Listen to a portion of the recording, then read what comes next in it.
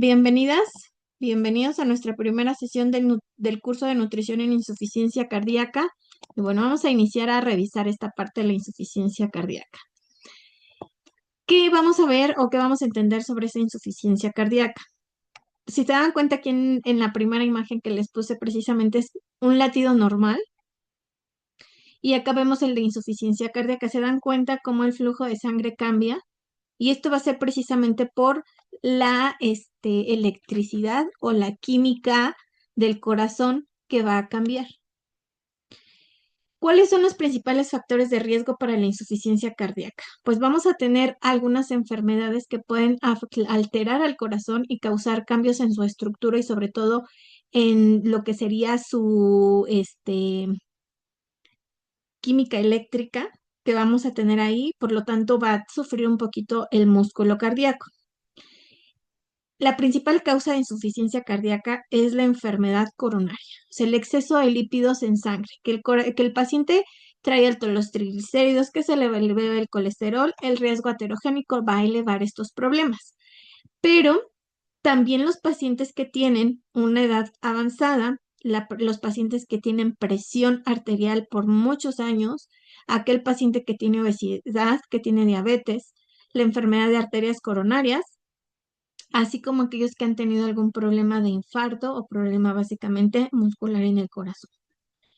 Los que tienen valvulopatía cardíaca, el consumo de alcohol, tabaco, el sedentarismo, la apnea del sueño, así como las enfermedades renales, ciertas infecciones van a ocasionar que haya riesgo de insuficiencia cardíaca. Si se dan cuenta, es una enfermedad básicamente común. Hay algunas personas que tienen insuficiencia cardíaca y no lo saben, y el objetivo precisamente de este curso es que identifiquemos factores de riesgo para prevenir la insuficiencia cardíaca y si ya está presente, pues aprender a cuidarla, ¿no? Las últimas etapas de la insuficiencia cardíaca son las que más afectan a nuestro paciente, pero vamos a conocer pues todas estas cosas en nuestro curso del día de hoy. Entonces, ¿cómo vamos a ver básicamente esta parte de la enfermedad cardíaca? Pues la insuficiencia cardíaca es una enfermedad crónica en la que el corazón no puede bombear sangre suficiente para satisfacer las necesidades del cuerpo, lo que puede manifestarse con síntomas como la fatiga. ¿Cuántos pacientes ustedes han tenido en consultorio que están hablando de esta fatiga? ¿No?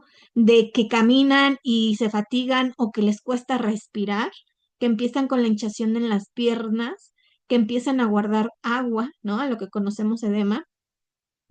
Las causas pues pueden ser variadas, pero las principales síntomas que podemos empezar con esta insuficiencia cardíaca son cosas muy comunes.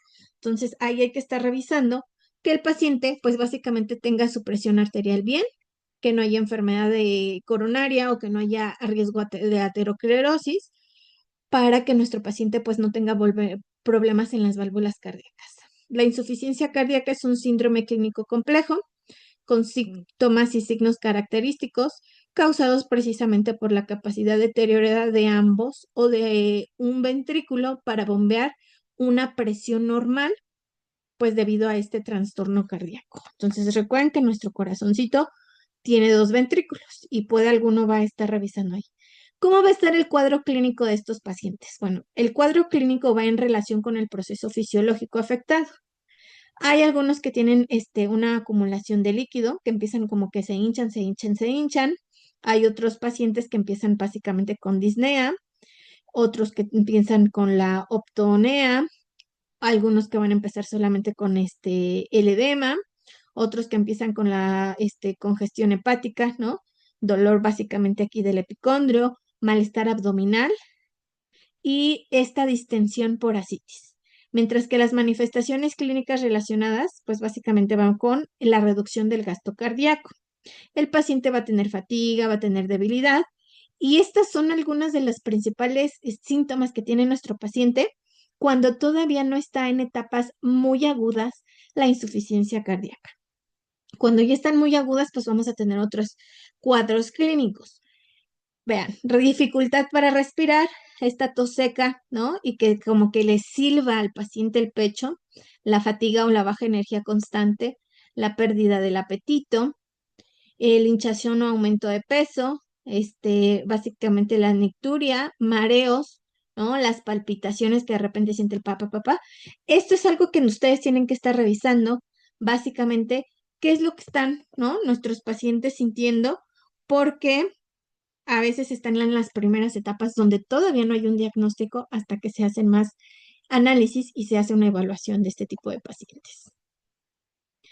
Aquí les puse básicamente un poquito sobre la insuficiencia cardíaca ya aguda, donde ya los síntomas pues básicamente son más agudos, más presentes. Si se dan cuenta, cuando el paciente tiene algún problema de lípidos sanguíneos, la dilatación o la resistencia de que el vaso sanguíneo se abra, pues va a afectar las venas y las arterias. Pero también se ve afectado el corazón, ¿no? Muchas veces el corazón va a tener depósitos, pues, de grasa y también de calcio y va a evitar que abran estos ventrículos y por lo tanto, pues, vamos a tener insuficiencia cardíaca. Aquí vienen los síntomas típicos, como es la dificultad respiratoria, o sea, tanto que el paciente, a veces empiezan con estos síntomas, se les hacen pruebas, ¿no? Se les manda a hacer un electro, si el electro sale bien, se le manda a hacer una prueba de esfuerzo para ver qué está pasando o qué también está trabajando este corazón. La disnea, ¿no? La tolerancia reducida al ejercicio, o sea, ¿qué pacientes no han tenido ustedes que vean, ¿no? Que no toleran el ejercicio, que se cansan, que todo el tiempo tienen la pila baja? A mí me ha pasado con pacientes que han tenido normopeso, que vienen por otras patologías, sin embargo, cuando se hacen estudios más profundos, pues te das cuenta que sí, ¿no? Están en principios de insuficiencia cardíaca y ahí en las fases que ahorita vamos a revisar, ¿no? Que para que lo podamos estar revisando. El cansancio, la fatiga, ¿no? El aumento de tiempo después del ejercicio, donde pues siguen hiperventilados, ¿no? Esta dificultad respiratoria son síntomas típicos. Atípicos, la tos nocturna, las silabasias, la sensación de hinchazón, la pérdida de apetito, la confusión, la depresión, el mareo, los síncopes, estos pues de repente los desmayos, no son tan típicos, pero hay algunos que pueden estarlos padeciendo. Los específicos vemos la presión venosa yugular elevada, también tenemos un tercer sonido cardíaco, un ritmo de galope, impulso apical desplazado lateralmente o reflujo hepatoyugular, ¿no? Esos son los signos que se van básicamente cuando nosotros vamos a revisar estos signos y los podemos estar viendo. Ustedes toman frecuencia cardíaca, presión arterial, básicamente en consultorio, podemos estar viendo si el paciente puede llegar a todo. Inespecíficos, ustedes van a ver, el paciente puede aumentar muy rápido de peso o puede perder peso. La insuficiencia cardíaca es una enfermedad, pues básicamente en cuanto a antropométricos, muy variable. No todos los pacientes van a tener pérdida de peso y no todos van a ganar peso, pero sí es muy característico que el peso se vea básicamente no estable, ¿no? De repente se hinchó y el paciente aumentó mucho de peso, o al contrario, el paciente de repente viene y perdió mucho peso, sobre todo en las etapas terminales o lo que llamamos avanzadas de la insuficiencia cardíaca, el paciente va a perder mucho peso y va a consumirse sus tejidos, va a empezar con esta caquexia.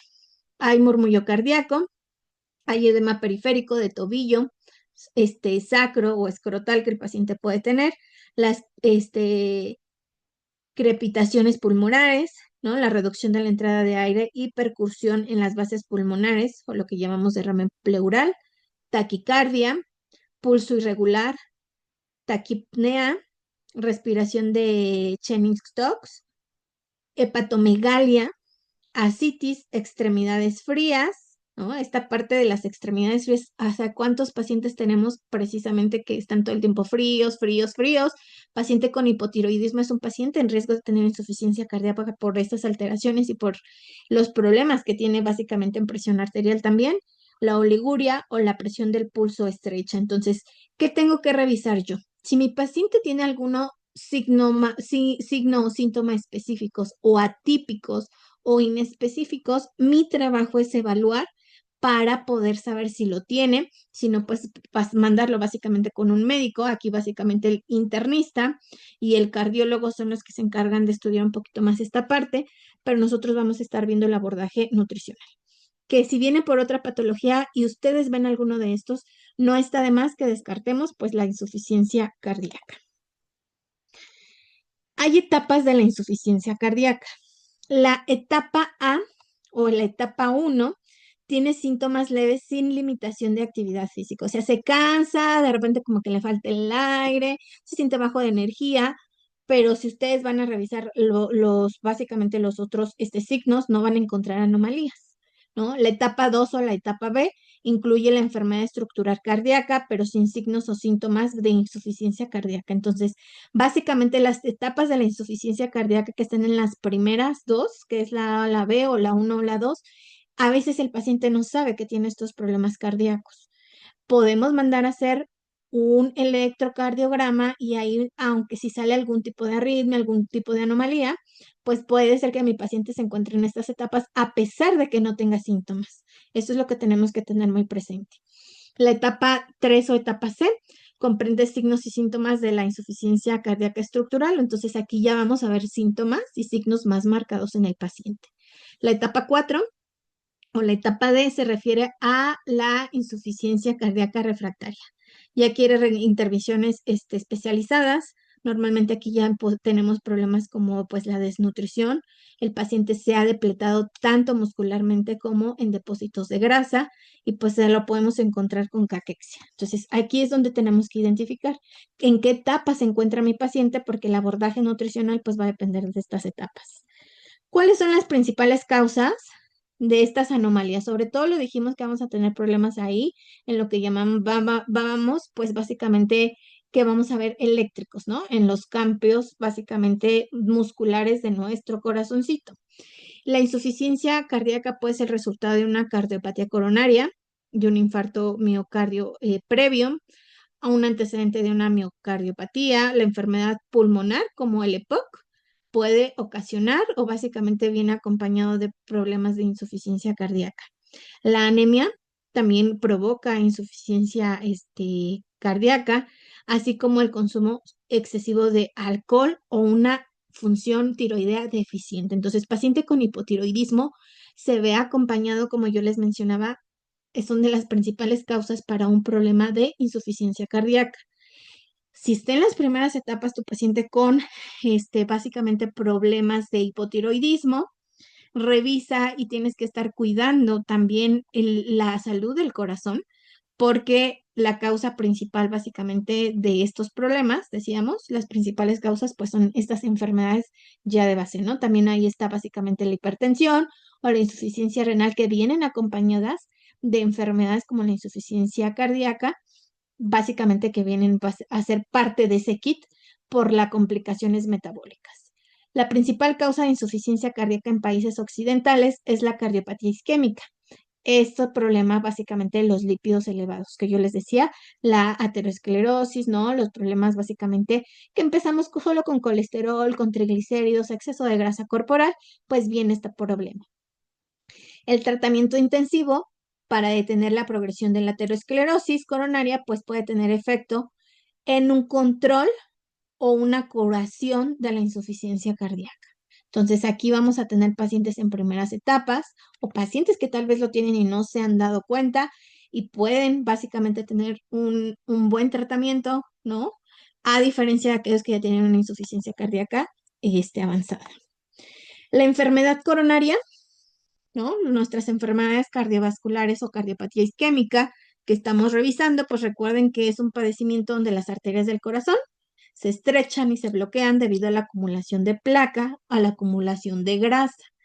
Aquí tenemos, por ejemplo, la aterosclerosis, ¿no? Que va a reducir el flujo de sangre y oxígeno al músculo cardíaco y eso va a causar básicamente dolor de pecho, que le llamamos angina, y dificultad para respirar o incluso un infarto. Si su riesgo aumenta, ¿con qué? Bueno, este paciente que come bastante comida rápida, que no cuida la calidad que come de grasa, que se le elevó el colesterol, que se le elevaron los triglicéridos, vean cómo empiezan a crear estas placas coronarias que estrechan y bloquean la acumulación. Hay uno de mis pacientes que me llegó jovencito, jovencito de 21 años, con triglicéridos en 1100, chicas. Y él decía, es que siento piquetitos aquí en todo el corazón y no puedo ni siquiera, básicamente caminar porque siento que me falta el aire, ¿no? Imagínense qué bloqueadas y qué estrechas estaban. De colesterol no tenía tanto, el colesterol estaba como en 400, pero no tenía un exceso de grasa corporal. El muchacho estaba en un sobrepeso ligero. Entonces, no es característico de una persona con obesidad que pueda tener esta enfermedad coronaria que lo pueda llevar a una insuficiencia cardíaca. Tal vez en ese momento no se lo dije, pero yo tenía que cuidarlo ya como una insuficiencia cardíaca porque el propósito de bajar esos lípidos pues iba a ayudar a que a liberar esta parte porque esos piquetitos que sentía, ¿no? Y esa falta de aire pues me estaba trabajando o estaba hablándome de que el corazón ya no estaba trabajando de forma óptima y había una insuficiencia, o sea, le estaba costando demasiado el flujo de sangre y de oxígeno al músculo cardíaco. Recuerden que esto es importante para que ustedes lo revisen, ¿no? Fumar, consumir alcohol, aquí es algo que pues se tiene así como que cortar, básicamente de tajo, porque el paciente tiene que entender que lo primordial es evitar que pueda tener un infarto, que es la cuestión pues básicamente más grave que podemos tener con la enfermedad coronaria y que obviamente como consecuencia pues también nos puede traer una insuficiencia cardíaca ya en etapa 3 o incluso llegarnos a la 4, ¿no? Para que ustedes lo estén viendo aquí. Diabetes, sobrepeso, ¿no? Y antecedentes familiares que hayan tenido esta condición es importante. El vino se aplicó muy bien, estaba muy espantado porque su papá había fallecido a los 40 años por un infarto, ¿no? Y él me dice, es que sí, ¿no? Yo sabía que mi papá tiene estos problemas, la verdad es que sí me gusta tomar, no cuido mi alimentación y está muy jovencito, pero ahí es la parte donde tenemos que estar trabajando, ¿no? La parte de la alimentación, que es primordial, porque aquí el médico va a utilizar algunos fármacos, pero nosotros tenemos que estar revisando, pues básicamente la alimentación. Hay otras clasificaciones de la insuficiencia cardíaca, ¿no? Vimos nosotros etapas, pero hay clasificaciones de acuerdo a la parte dañada que vamos a tener en el corazón. La Sociedad Europea de Cardiología divide en 6 perfiles clínicos, básicamente los problemas de insuficiencia cardíaca. Tenemos la insuficiencia cardíaca crónica descompensada, tenemos la insuficiencia cardíaca, pues provoca edema pulmonar, tenemos la insuficiencia cardíaca hipertensiva, tenemos básicamente también el shock cardiogénico, la insuficiencia cardíaca derecha y la insuficiencia cardíaca en el contexto de síndromes coronarios agudos, ¿no? Que básicamente es este problema. ¿Qué es lo que tengo que revisar? El diagnóstico que tiene mi paciente, ¿no? Nosotros no hacemos diagnóstico en el tipo de insuficiencia cardíaca o la clasificación que podemos ver. Tal vez en las etapas es más fácil detectar al paciente, pero en esta parte no, porque tú no sabes si es básicamente el ventrículo derecho, el ventrículo izquierdo, el que tiene el problema, básicamente, pues para estar funcionando de forma adecuada,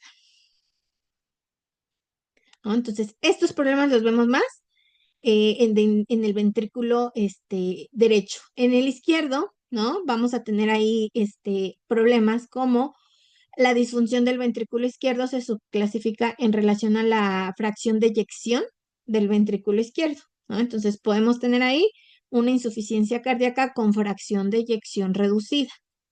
Y esas causas pueden ser la miocardiopatía isquémica o la miocardia dilatada.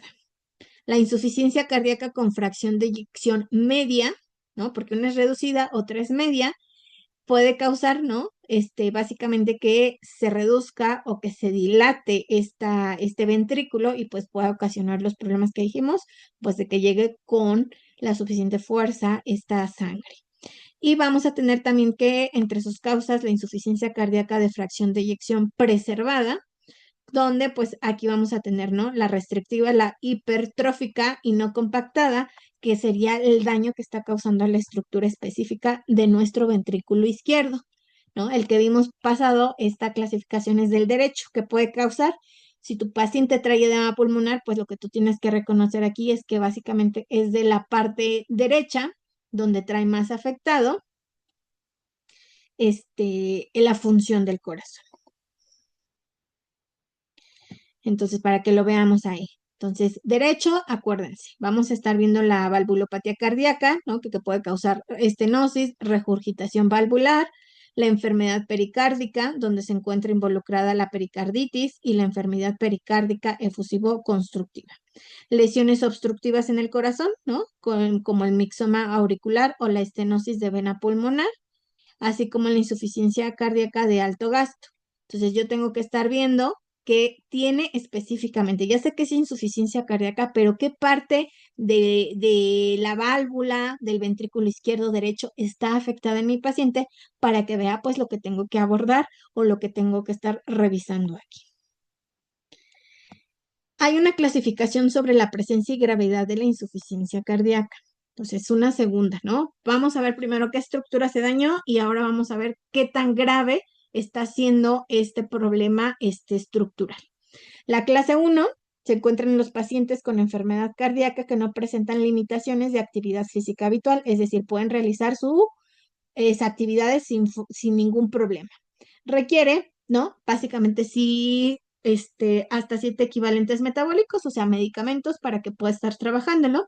Tenemos la clase 2, donde el paciente con enfermedad cardíaca tienen una limitación en la actividad física ordinaria, es decir, pueden realizar hasta su finalización cualquier actividad que se requiera, pero hay limitaciones. Y aquí es donde el paciente le dice, no, pues sí puede caminar, puede hacer esto, pero tal vez no puede ir a más de 130 pulsaciones por minuto. O sea que su frecuencia cardíaca se le ve mucho porque esto va a tener básicamente una repercusión en el nivel o el volumen que se esté manejando de sangre en el corazón, ¿no? Y el paciente se puede sentir mal. En el 1, pues si se dan cuenta, no hay ningún básicamente limitación en cuanto a moverse. En la 2, pues sí, ya vemos ahí como que le prohíben ciertas actividades.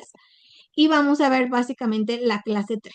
En la clase 3 se encuentran los pacientes con enfermedad cardíaca, donde hay una marcada limitación de actividad física ordinaria. Es decir, el paciente está bajo control total de cuánto y cómo se mueve. Ujú, para que ustedes lo estén viendo. Entonces, esto sí nos habla de la gravedad, ¿no? Aquellos que menos se mueven, pues van a perder más masa muscular y significa que está más dañado este corazón. La clase 4 son aquellos pacientes con enfermedades cardíacas que le impiden realizar cualquier actividad física sin molestias. O sea, estos pacientes son pacientes que todo el tiempo necesitan de apoyo de ayuda porque van a tener problemas para moverse en cualquier, ¿no? Incluso hasta para bañarse. El síndrome anginoso puede estar presente en reposo, es decir, los pacientes no pueden realizar ninguna actividad por sí solos, sin ayuda ni asistencia, ¿no? Y ahí pues van a necesitar ciertos medicamentos. ¿Cuál es el impacto de esta insuficiencia cardíaca en el estado nutricional? Bueno, pues ya vimos, va a depender en qué clasificación esté tu paciente. Si es un paciente que tiene básicamente más dañado el corazón, qué ventrículo está dañado, pero va a depender de estas situaciones, pues básicamente el impacto que va a tener en su estado nutricional. Sobre todo porque recuerden que la actividad física es muy importante para preservar la masa muscular. Vamos a encontrar sarcopenia en este tipo de pacientes precisamente porque no se pueden mover. Muy bien. Entonces, hay deficiencias en micronutrimentos como la tiamina, el cerebro, porque estas pueden ser causa de la cardiopatía. Sin embargo, la desnutrición es la más frecuente en pacientes con insuficiencia cardíaca crónica porque progresan, ¿no?, de forma rápida a la caquexia cardíaca. ¿Se acuerdan que se les va el apetito? Son pacientes que tienen náuseas, como que no se les antoja comer, tienen baja energía. Entonces les cuesta mucho consumir alimentos y sobre todo de origen proteico, porque requieren mayor desgaste, pues básicamente en la masticación, en la digestión, entonces ellos pues no son pacientes que se puedan mover mucho. Esto se caracteriza precisamente la desnutrición calórico-proteica, que es lo que yo les decía, vamos a encontrar paciente desnutrido, pero sobre todo vamos a tener esta desnutrición tanto energética como proteica que lo va a llevar a disminución de masa muscular, pero también de tejido graso, que lo va a llevar hasta una caquexia, y también paciente que aunque esté muy, muy delgadito, pues puede empezar a acumular líquidos. Entonces, la pérdida de proteínas debido a la desnutrición puede llevar a la sarcopenia y esto va a afectar la tolerancia al ejercicio y por lo tanto a la calidad de vida. Entonces, imagínense si un paciente que tiene insuficiencia cardíaca y ya le dijeron, ¿sabes qué? No puedes hacer ciertas actividades, pues está más limitado. Entonces, aquí básicamente es revisar cuáles son las indicaciones del cardiólogo que estemos analizando pues esta parte para poder saber de qué forma le vamos a ayudar nutricionalmente, sobre todo a estos que no pueden hacer tal vez ciertas actividades. Hay pacientes que sí son, vienen y que no traen por escrito la parte de las indicaciones del nivel de actividad. Hay algunos que sí te ponen ahí específicamente, pero hay algunos que digo, o sea, puede caminar. Tal vez no puede caminar más de 20 minutos, pero puede caminar y hay que cuidar, ¿no? Yo les digo su smartwatch para que ustedes controlen ahí cómo está su oxigenación, cómo está su frecuencia cardíaca y si ustedes llegan a sentirse mareados, si sientan así básicamente que les falta el aire, descansan y regresan a sus hogares, ¿no? Para que estemos revisando en esta parte. Hay algunos que sí pueden hacer ejercicios musculares en casa, tal vez no caminar tanto, pero podemos mandarle ejercicios donde también se está revisando básicamente la oxigenación y la frecuencia cardíaca para que ellos no tengan tanto impacto en la pérdida de la masa muscular. Entonces sí tenemos que estar revisando porque el estado nutricional puede ser básicamente muy impactado por el desgaste que está teniendo energéticamente por la insuficiencia y porque no tiene hambre, porque trae otras alteraciones como infecciones respiratorias o problemas gastrointestinales donde hay inflamación, hay disbiosis, ¿no? Hay síndrome de intestino irritable y pues el paciente no tiene ganas de comer, tiene náuseas, ¿no? Y aquí es donde tenemos que estar revisando de forma integral la historia clínica. Hay cambios metabólicos y nutricionales en la insuficiencia cardíaca.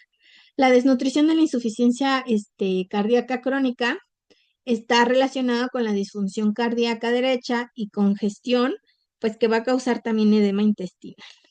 Esta inflamación, esta malabsorción también en el intestino, pues va a ocasionar que el paciente pierda masa muscular, pierda nutrientes y pues lo lleve básicamente a la caquexia. La activación neurohormonal con el aumento de la actividad del sistema nervioso simpático, renina, angiotensina, aldosterona, también se ve básicamente afectado cuando hay un problema de insuficiencia cardíaca. Esto va a reducir a un estado catabólico. Va a necesitar mayor energía el paciente que tiene insuficiencia cardíaca porque va a aumentar la cantidad hormonal que reduce al estado catabólico. Entonces, si aumentan la proteína C reactiva, ustedes van a ver que aumenta el cortisol y esto va a requerir más energía. Entonces, aunque el paciente diga, no me muevo, ok, sí, pero estás en estado catabólico, o sea, tu cuerpo está consumiendo mayor cantidad de energía y vas a perder masa muscular si no comes adecuadamente. Tenemos una hipoperfusión intestinal que causa náuseas y anorexia. Entonces, son pacientes que son un reto, ¿no? Porque, o sea, ¿cómo? O sea, necesita más comida, necesita más proteínas, pero ¿cómo le vas a dar básicamente a tu paciente más comida si todo el tiempo tiene náuseas? Si tiene este problema de la hipoperfusión intestinal.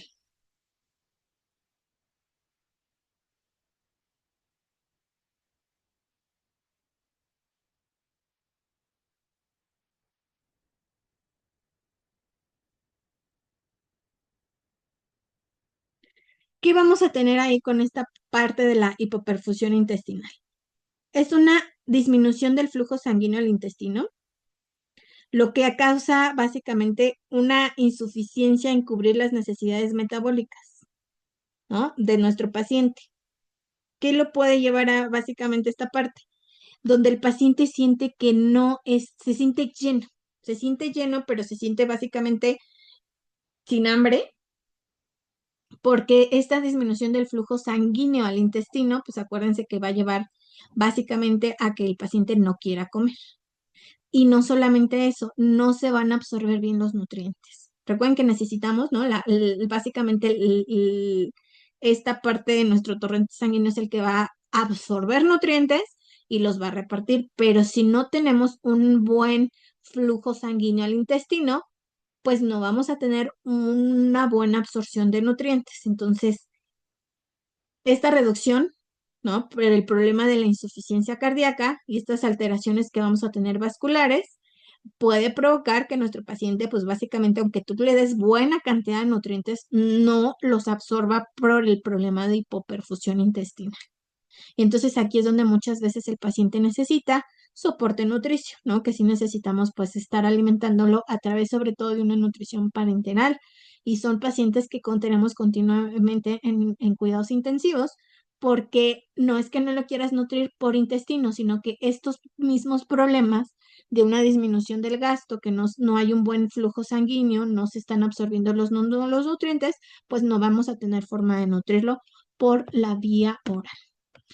Entonces también vamos a tener un desequilibrio adicional entre el metabolismo anabólico y catabólico, y entonces vamos a tener una reducción de los mediadores anabólicos, lo que incluye la hormona del crecimiento y el factor del crecimiento. Entonces, esto es importante para que descanses, para que se reparen las células, pero sobre todo para que se mantenga tu masa muscular, el tejido de la piel, ¿no? El tejido conectivo, lo que es tu músculo esquelético, para que los puedas estar revisando ahí. Entonces, ¿qué más pasa? Bueno, hay reducción. Ay, perdón, me fui muy rápido. Hay reducción en la hormona testosterona y por lo tanto en hombres como mujeres se disminuye la testosterona. Esto va a ser pérdida de masa muscular, pérdida de deseo sexual. Así lo va a encontrar el paciente que tiene problemas de insuficiencia cardíaca, pero también la grelina. ¿Se acuerdan que nuestra grelina es la hormona del hambre? Si hay reducción de grelina, pues obviamente, ¿no? Una, el flujo sanguíneo y otra, no hay hormona que te diga que tienes que comer, pues el paciente no va a tener hambre. Entonces, esta es una hormona que se produce en el estómago y que nos permite tener hambre. Entonces, aquí tenemos que estar revisando. Si se dan cuenta, son muchas alteraciones básicamente metabólicas las que está ocasionando esta insuficiencia cardíaca. Hay aumento en los mediadores inflamatorios, como el factor de necrosis tumoral, alfa, y la interleucina 6, que es un factor de inflamación. Entonces ahí es donde tenemos que estar revisando porque el paciente va a tener un factor de inflamación. Hay aumento, ¿no?, de la proteína C reactiva, de la PCR, por el estrés oxidativo al que se está enfrentando pues el organismo de este paciente. Entonces, si se dan cuenta, alteraciones básicamente vamos a tener muchas. Los pacientes que tienen insuficiencia cardíaca pueden experimentar básicamente este empeoramiento del estado nutricional y desgaste a un fenotipo de fragilidad. Constituye un síndrome multidimensional porque recuerden que pues son factores ligados, ¿no? No solamente hay alteraciones en el flujo sanguíneo, en el cansancio, en el hambre, sino las partes hormonales que se ven afectadas como la testosterona, la grelina que vamos a tener ahí y los factores de inflamación que se están haciendo. Entonces, la debilidad, la disminución de la resistencia al ejercicio conduce a la disminución de la actividad y a la pobre respuesta al estrés. La actividad reducida y a su vez esta actividad reducida, que no tenga hambre, que esté débil, conduce a que el paciente tenga una espiral de deterioro funcional e incremente el riesgo de muerte, ¿no? Entonces ahí es donde tenemos que estar prestando atención. La sarcopenia, les mencionaba, es algo que vamos a tener con mucha frecuencia en pacientes con insuficiencia cardíaca.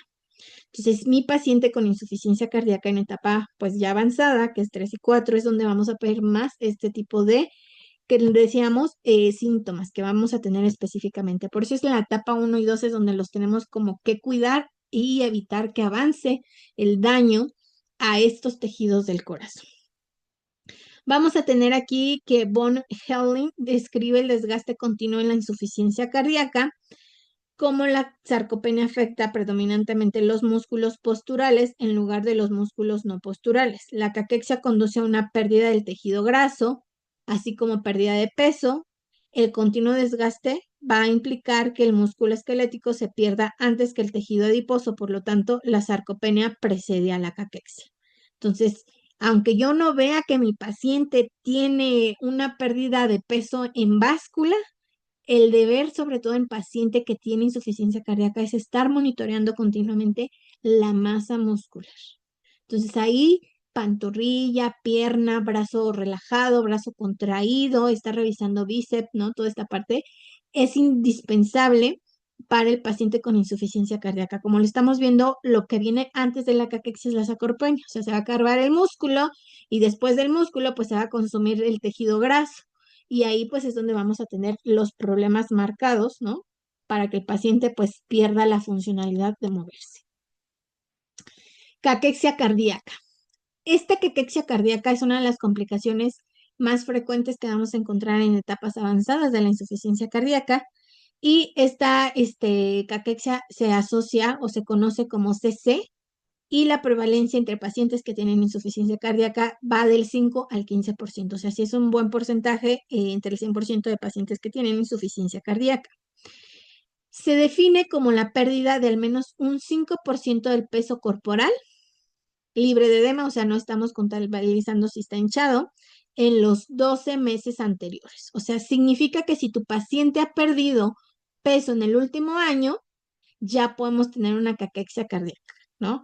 Aquel paciente con un índice de masa corporal menor a 20, como les decía, un peso seco, sin edema, ahí es donde podemos decir que el paciente ya tiene caquexia cardíaca. En pacientes con enfermedad crónica y al menos 3 de los siguientes criterios clínicos de laboratorio, pues van a cumplir con criterios para tener caquexia cardíaca. Primero, van a tener una disminución de la fuerza muscular, fatiga, esta anorexia, bajo índice de masa libre de grasa, y vamos a tener también factores bioquímicos como la PCR elevada, la interleucina 6 elevada, podemos encontrar anemia, ¿no? La hemoglobina por debajo de 12 y la albúmina sérica por debajo de 3.2, que ya son factores que dijimos de desnutrición. Entonces ahí si mi paciente ya va cubriendo como criterios, ahí acuérdense que son 3. Si mi paciente dice, ok, trae interleucina o trae PCR y trae que no tiene hambre, ya cumplió con estos 3 y ya significa, ¿no? Que mi paciente pues trae o está en riesgo de una caquexia cardíaca. Si vemos el peso se ha reducido, ha bajado de peso, pues ya cumple con los criterios para caquexia cardíaca. La CC se relaciona con alteraciones hemodinámicas como la congestión, ¿no? Lo que trae una proinflamación, una malabsorción, una anorexia y una activación neurohormonal que ya les platicaba, o sea, vamos a tener problemas con grelina, con hormona del crecimiento, con testosterona y estas alteraciones básicamente hormonales que nos va a traer pues como consecuencia la insuficiencia cardíaca, ¿no? Que ya está en estado avanzado. Hay deficiencias nutricionales en pacientes con insuficiencia cardíaca.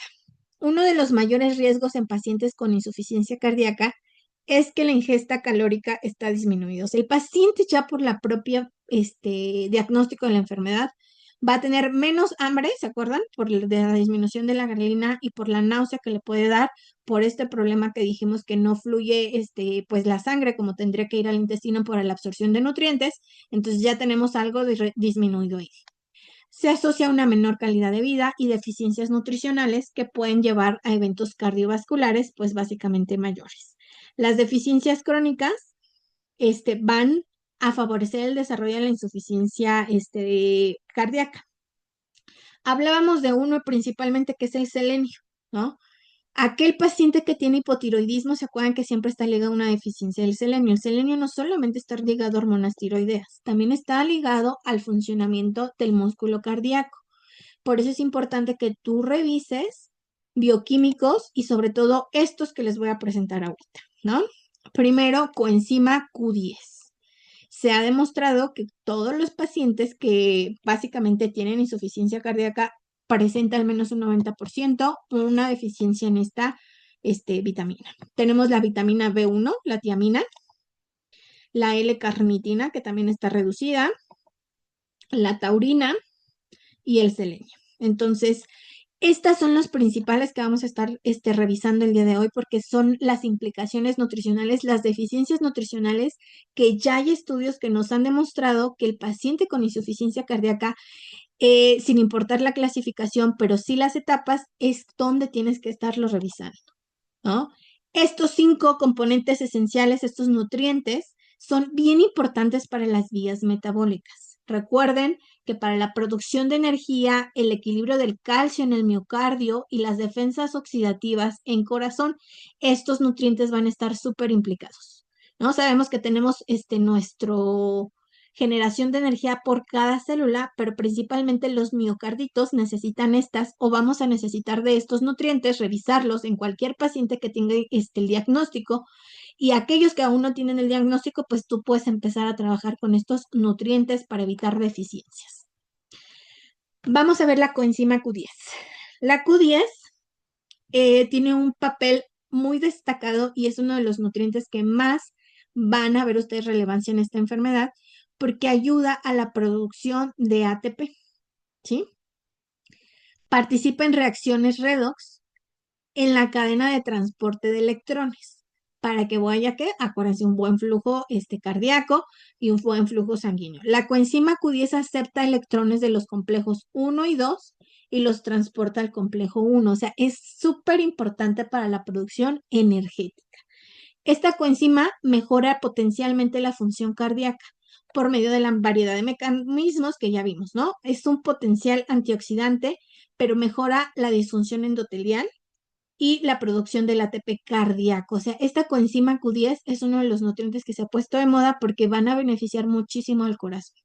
Va a ayudar a, ¿qué dijimos? A mejorar estas reacciones redox, va a ayudar a el transporte de electrones, ¿no? 1 y 2 a los complejos para buena producción de energía y por lo tanto los niveles de Q10 se encuentran bajos y se asocian con una mayor severidad a los síntomas de insuficiencia cardíaca. Acuérdense que en la etapa 1 y 2 no vamos a encontrar síntomas, pueden tener uno leve y así, pero si yo detecto ahí y ayudo a esta parte, se mejora la actividad y entonces ya no podemos decir que está en etapa de remisión, esta insuficiencia cardíaca. En pacientes que tienen la etapa 3 o la etapa 4, ahí sí lo podemos estar trabajando para que tenga menos síntomas y podamos manejar de forma más equilibrada al paciente. Tenemos el péptido nutriurético,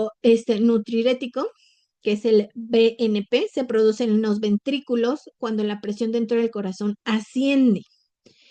Este péptido nutriurético, la coenzima Q10 se ha identificado como un factor a considerar porque tienen concentraciones plasmáticas que va a ayudar al transporte electrónico mitocondrial al suministro de energía. Entonces, la coenzima Q10 dijimos importantísimas que ya tendría mi paciente que estarlo trabajando. Si ustedes llegan a tener pacientes como el que yo les mencionaba que venía con estos problemas, pues obviamente que sí que traía un problema pues de exceso de lípidos sanguíneos, donde ya veíamos pues también una acumulación, ya teníamos ahí bastantes, ¿no? Acuérdense de la hepatomegalia, o sea, el paciente que ya trae hígado graso, ya trae también problemas en el corazón de grasas extras y que ya están pudiendo traer disfunciones, como es el cansancio, ¿no? Esta parte de la baja energía, yo ya podré estar utilizando con estos pacientes sin estar en etapas avanzadas la coenzima Q10 para que ustedes lo estén revisando. Las concentraciones plasmáticas bajas de colesterol también se vinculan con una mayor tasa de mortalidad en la insuficiencia cardíaca. Recuerden que los lípidos pues van en las etapas avanzadas a disminuirse precisamente por la desnutrición que se está viviendo. Entonces, la Q10 y el colesterol y el LDL contribuyen a mantener los lípidos adecuadamente en sangre. Entonces, también nos va a ayudar a trabajar con esto, ¿no? Entonces, la Q10 va a mejorar también el perfil lipídico, pero la producción de energía en las células cardíacas. ¿Qué alimentos tenemos ricos en coenzima Q10? Bueno, las nueces, los pistaches, los cacahuates, las semillas de sésamo, el brócoli, la col rizada, las espinacas, productos derivados de la soya, como la leche de soya y el tofu, la carne de res, el pollo, el cerdo también son alimentos ricos en coenzima Q10. Los que tienen mayor concentración son las vísceras como el corazón, el hígado y los riñones, básicamente los animalitos que nosotros nos comemos. Y pues en un paciente que ya trae problemas cardíacos, pues obviamente no les mandamos este tipo de alimentos. Por eso es importante que si aumentemos el consumo del salmón, las sardinas, la caballa y el atún en el paciente que trae problemas básicamente que ya hablábamos, ¿no? Que trae problemas lipídicos o paciente que inicia, ¿no? Con este cansancio, con estas sintomatologías que podría tener insuficiencia cardíaca. Si ya tienes paciente con insuficiencia cardíaca, pues nos hablan sobre todo de la dieta mediterránea, de la dieta DASH, y pues esto entra ahí, ¿no? Las carnes blancas como la sardina, ¿no? Como el salmón. Sin embargo, pues ahí tenemos que contabilizar muy bien el sodio. ¿Cómo es la suplementación con la coenzima Q10? Puede parecer un suplemento nutricional seguro y efectivo para el tratamiento de la insuficiencia cardíaca. Extiende básicamente la reducción de la morbilidad y mortalidad para el paciente que ya recibe su terapia estándar. Terapia estándar significa fármacos que manda el cardiólogo, que tienen una buena alimentación y que siguen las recomendaciones de actividad física. Recuerden, El hecho de que se suplemente con su enzima Q10, pero si no sigue las demás indicaciones de la terapia, pues no le va a hacer ningún cambio, ¿no? La dosis que se recomienda en paciente con insuficiencia cardíaca es desde 900 miligramos al día hasta 3000. ¿De qué va a depender la dosificación? Que tú le des menos de 1 gramo hasta que le des 3 gramos al día, pues básicamente de la etapa en la que se encuentra la insuficiencia cardíaca. Etapa 1, 2, 3, 4. Obviamente, si está en una etapa más avanzada, lo ideal sería que utilices la dosis máxima para ayudarle a este paciente.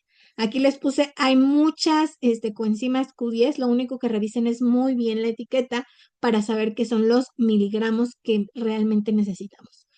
Porque si ustedes se van al navegador, que yo estuve buscando así alguna adecuada y algunas que te dice que tienen 500, pero cuando las revisas realmente atrás, te dice 500, pero ya las revisas y realmente de coenzima Q10 traen 100 miligramos. Las dosis más altas las pueden encontrar como en esta que les puse, ¿no? De GNS, que son 400. Hay algunas que van más, pero esta no es un nutriente para suplementar tan barato. O sea, si es algo caro, revisen mucho esta parte con el paciente, porque a veces pues pueden consumir algunos suplementos que traen realmente otras cosas y no tienen la coenzima Q10. O sea, tú revisa muy bien si él va a consumir la coenzima Q10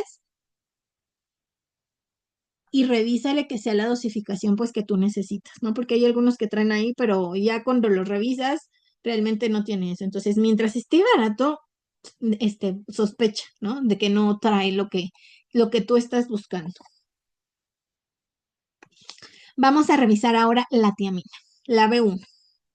Esta vitamina hidrosoluble juega un papel importante como coenzima en el metabolismo de los carbohidratos mediante la adición del magnesio, básicamente, y el ATP. La tiamina se convierte en pirofosfato de tiamina por acción de la tiamina pirofosfinasa. Y entonces, si no tenemos la tiamina pirofosfinasa, puede recurrir, ¿no?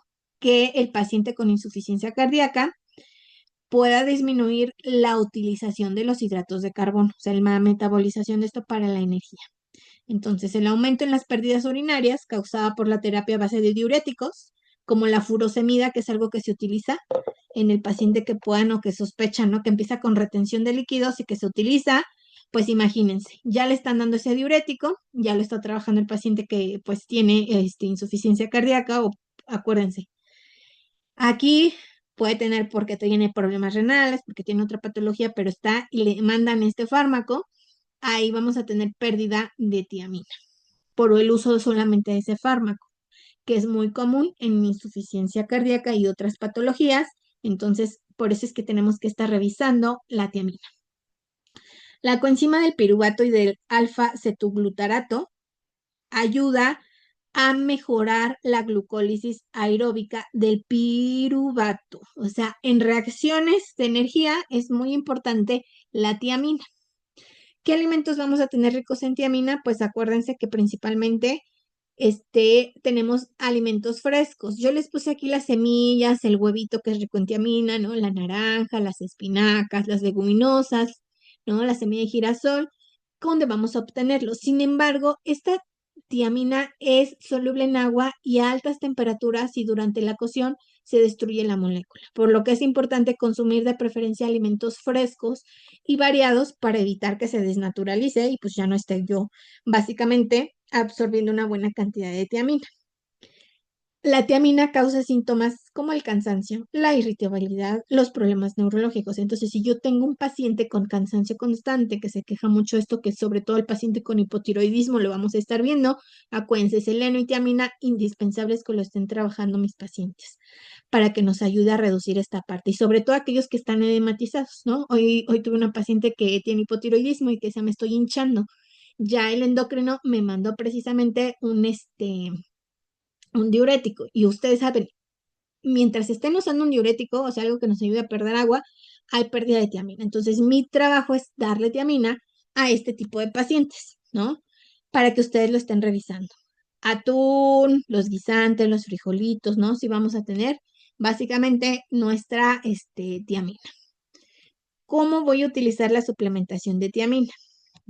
Ya aquí tengo un ejemplo de un estudio aleatorio de doble ciego, donde se utilizó básicamente la tiamina y después de 28 días de tratamiento demostró que la suplementación con B1 tiene efectos benéficos en la función cardíaca, ¿no? De nuestros pacientes, principalmente la eyección de nuestro ventrículo izquierdo. Entonces, la tiamina, ¿no? Nuestra B1 se tiene que trabajar. ¿Cuál es la dosificación? Ay, creo que no puse de nuestra tiamina. Bueno, aquí al menos lo tenemos que estar revisando dosis seguras. Aquí dice que el tratamiento para ellos fue de 300 miligramos vía oral. ¿Cuánto pueden estar otra vez trabajando? De acuerdo a la etapa de insuficiencia cardíaca que tiene el paciente. Si estamos en las primeras, pues puedes quedarte, ¿no? Con dosis más bajas, pero si no, utiliza los menos los 300 miligramos para que tu paciente lo pueda hacer. Aquí les puse este ejemplo donde trae 100, entonces tendrían que ser 3 cápsulas al día para alcanzar mis 300 miligramos y pueda obtener básicamente el beneficio de la eyección ventricular de mi paciente. Vamos a la L-carnitina. La L-carnitina es un derivado de aminoácidos sintetizado principalmente a partir de la lisina y la metionina. Los estudios sugieren que la carnitina juega un papel importante en el uso de los ácidos grasos y la glucosa para producir energía en el miocardio. Para evaluar el impacto, básicamente, de la suplementación de carnitina, en los estudios que se han hecho, se han utilizado 2 gramos al día de carnitina para ayudar a nuestro paciente, ¿no? Básicamente aquí ustedes se dan cuenta que el utilizar la carnitina va a ayudar a utilizar como energía los ácidos grasos para que el paciente pues pueda obtener una buena energía y esto nos va a evitar, ¿no? Los problemas básicamente que decíamos de esta desnutrición energético y bueno, al final proteica, ¿no? Que también vamos a tener. ¿Cómo voy a hacer la suplementación con la L-carnitina? Bueno, los gramos que se recomiendan es de 1 a 2 gramitos al día. Mejora la función pulmonar y el rendimiento del ejercicio aeróbico. Entonces, esta es una que utilizamos mucho, sobre todo aquellos pacientes que traen lípidos sanguíneos elevados. Es algo que nosotros le ayudamos para que utilice ¿qué? El cuerpo esos lípidos para que pueda oxidarlos y disminuir básicamente los lípidos sanguíneos. Entonces vamos a estar viendo que mejora la fuerza, la tolerancia al ejercicio, así como la función cardíaca, ¿no? Que podamos mantener el músculo cardíaco sano, en crecimiento y ahí lo podamos estar trabajando. Entonces, paciente con insuficiencia cardíaca, vamos a estar revisando ahí. Dosis de 1 a 2 gramos al día. ¿Qué tengo que trabajar? Pues acuérdense, dosis mayores en el paciente que está en etapa avanzada de la insuficiencia cardíaca.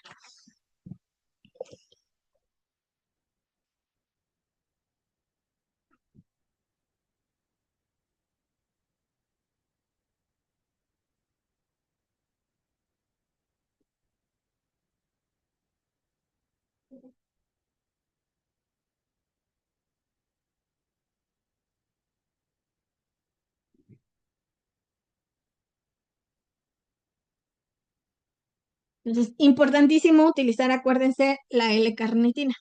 Si llegan a tener un paciente que trae muy altos o muy elevados los ácidos grasos, ¿no? O que puede tener un riesgo de aterosclerosis, ¿no? O ahí cuando vemos el riesgo de ateromas, pues también utilizar la L-carnitina nos va a ayudar.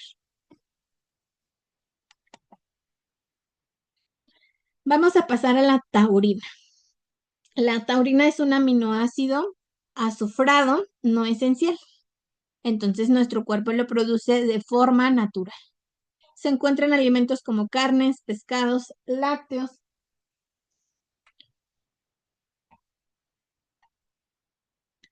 Aunque no forma proteínas, desempeña funciones reguladoras, básicamente como la función cardiovascular y nuestra función nerviosa, básicamente la oxidación y el equilibrio hídrico. O sea, va a estar muy involucrada en que el paciente no se dematice. La deficiencia de taurina a nivel cardíaco genera deterioro del metabolismo aeróbico y se ha asociado con la reducción en el consumo de oxígeno. Entonces, la elevación de la glucólisis y el aumento de la concentración de lactato, pues se va a disminuir con la actividad de la producción de energía. La taurina entonces nos va a ayudar a qué? A precisamente que tengamos una función cardiovascular adecuada, que va a funcionar también como un antioxidante. Acuérdense que el cuerpo lo produce de forma natural y va a evitar pues que el paciente se esté dematizando. ¿Cómo vamos a hacer la suplementación con taurina? La suplementación de taurina trae el beneficio antioxidante, ¿no? Acuérdense que este aminoácido va a eliminar el anión hipocloroso y la forma de la taurocloramida. La clorotoramida es un potente antioxidante y agente antiinflamatorio porque inhibe las prostaglandinas, interleucina alfa y la interleucina 6. Entonces, en pacientes que están muy inflamados, también les va a ayudar el utilizar la taurina. La evidencia científica a la taurina, pues básicamente tiene un agente cardioprotector, reduce la aterogénesis y debido a esto ayuda a mantener la fisiología de los miocardiomiocitos, o sea, nuestras células del corazón. Dosis, ¿cuánto se requiere? Al menos 1 gramo al día para que ustedes puedan trabajar la taurina. ¿La taurina en qué se va a trabajar? Pues básicamente en mejorar este agente cardioprotector, antioxidante y básicamente va a ayudar a reducir pues los factores de inflamación que se están produciendo por la insuficiencia cardíaca, ¿no? Para que estemos revisando con la taurina.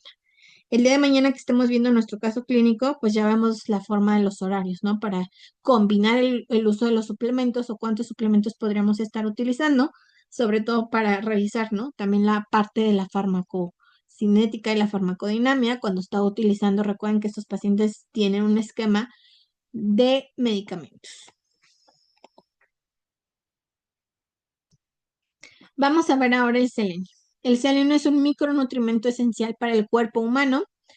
Es necesario para la síntesis de las selenoproteínas, las cuales tienen importantes actividades, incluyendo la parte antioxidante, la actividad antiinflamatoria y la actividad de las deodinasas.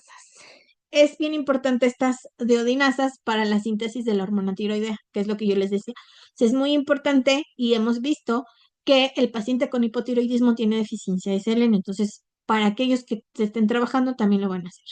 Lo tienen que trabajar con el paciente con insuficiencia cardíaca.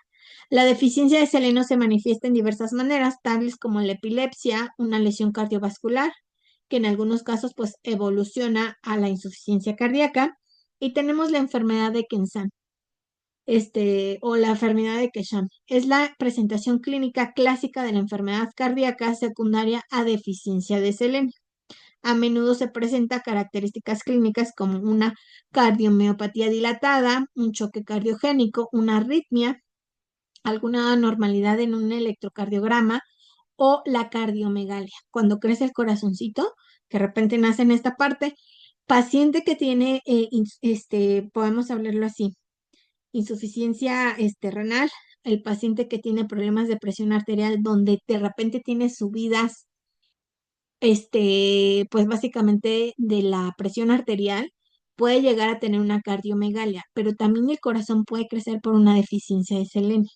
Aquí es donde tenemos que participar, ¿no? El estar consumiendo selenio es una parte indispensable, sobre todo si se tiene la enfermedad de Keshan. ¿Qué se hace? Pues se pide selenio, básicamente en sangre para estar revisando, pues que no venga de esta parte. Regularmente sí trae el paciente que ha sido diagnosticado que trae un cuadro muy severo de insuficiencia cardíaca, que hay deficiencia de este mineral.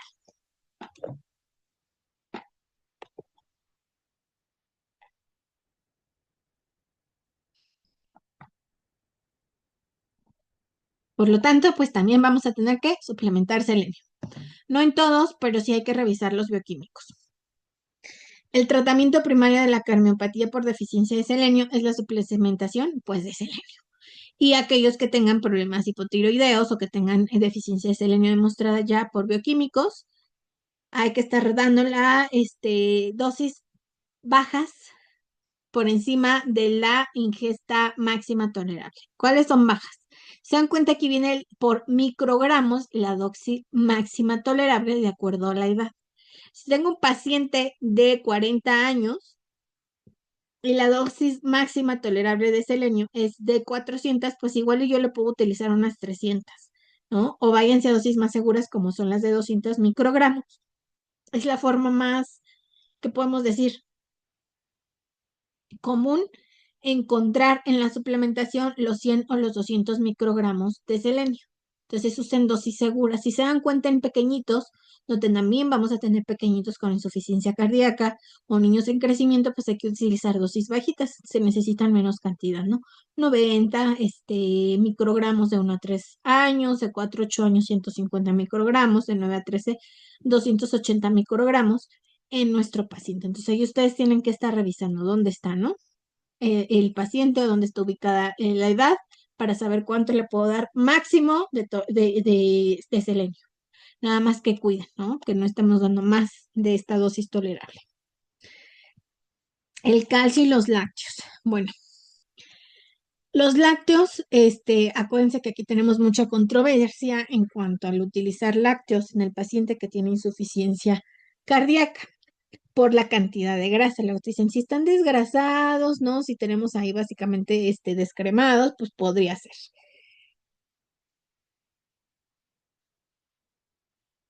El calcio, el potasio y el magnesio tienen un efecto importante en el cuerpo como reductor de la presión arterial.